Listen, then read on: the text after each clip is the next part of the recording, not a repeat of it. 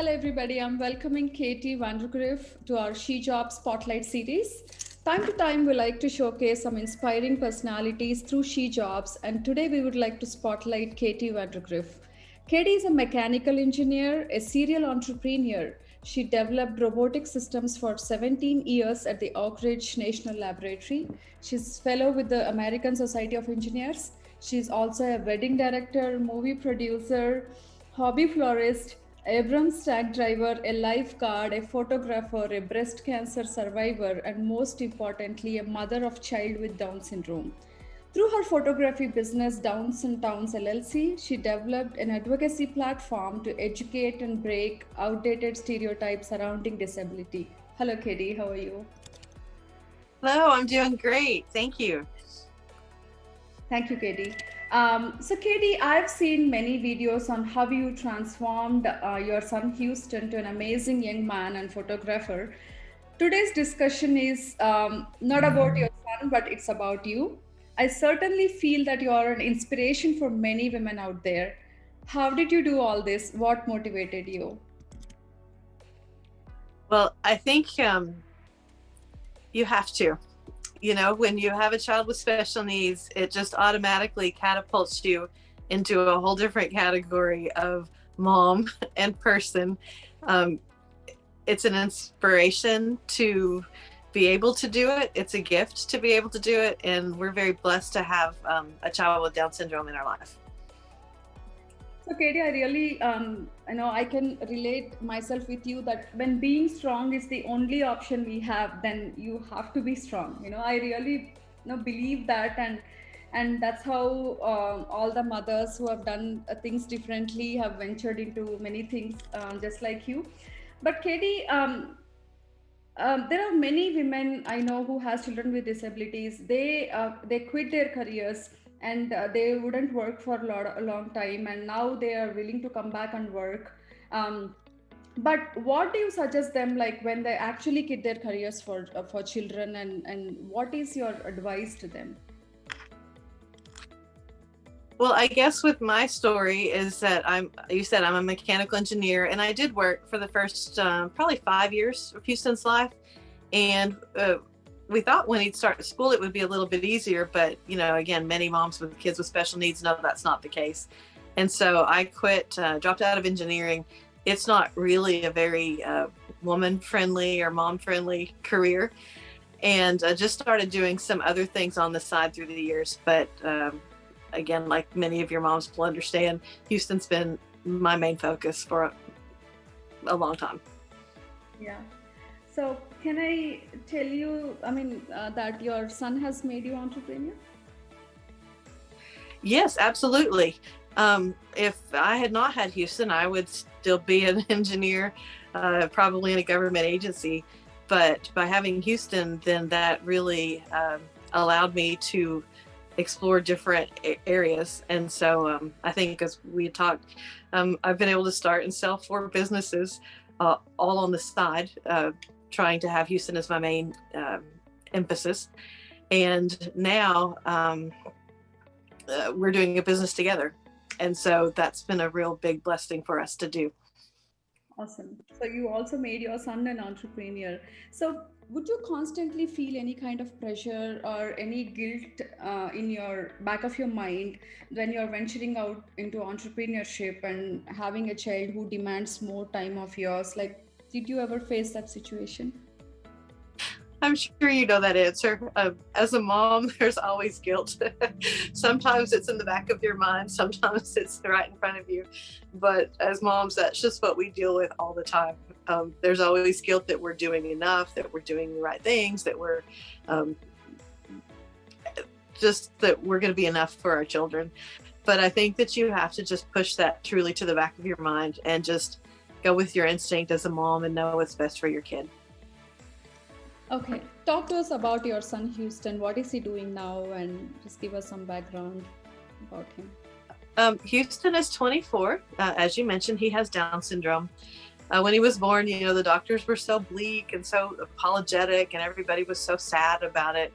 And that's a terrible way to start a life. And so we have found out with Houston that he's a beautiful person. He's the kindest person I know.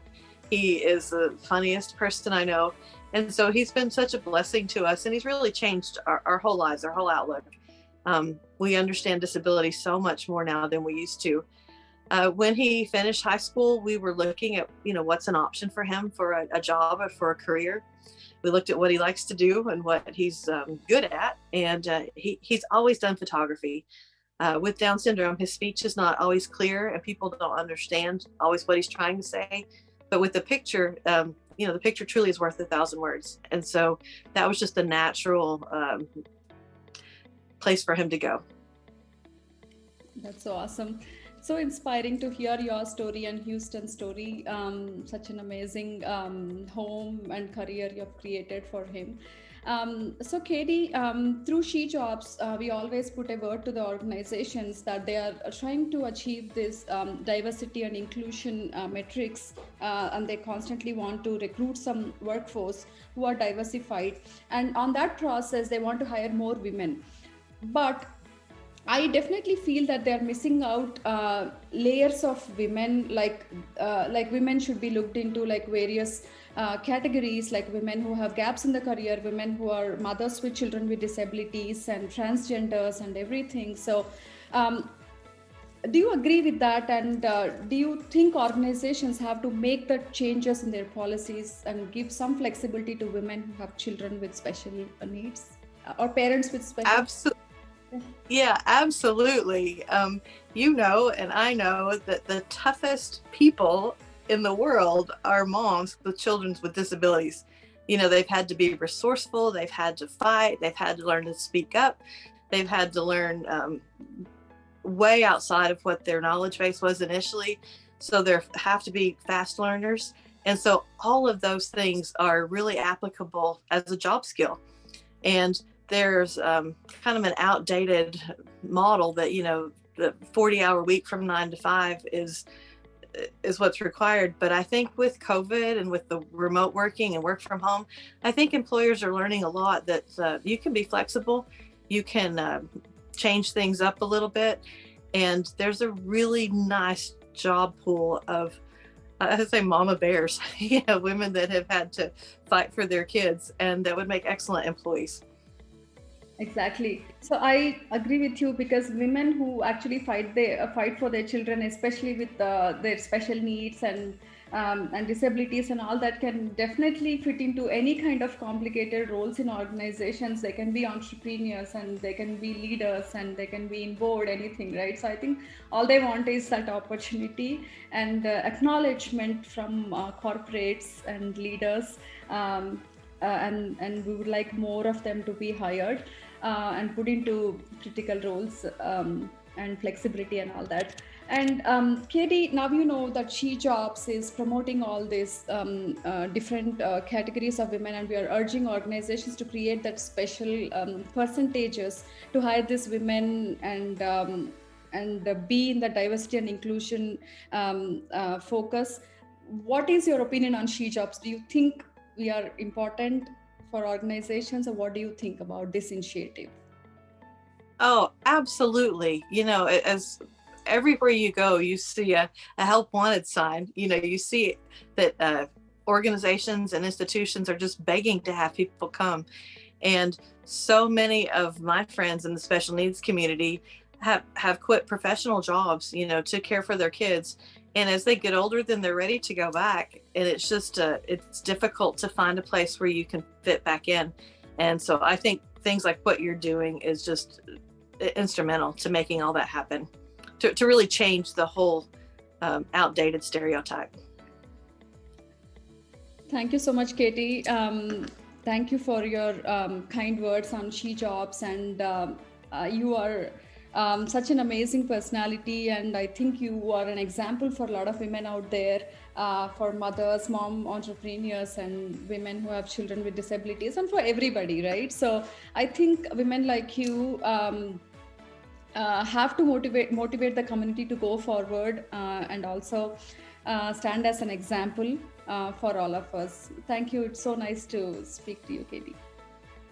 Well, thank you. The pleasure is mine. And I appreciate you taking the time with me. And I think what you're trying to do is awesome and very much needed. Thank you, Katie. Have a wonderful day.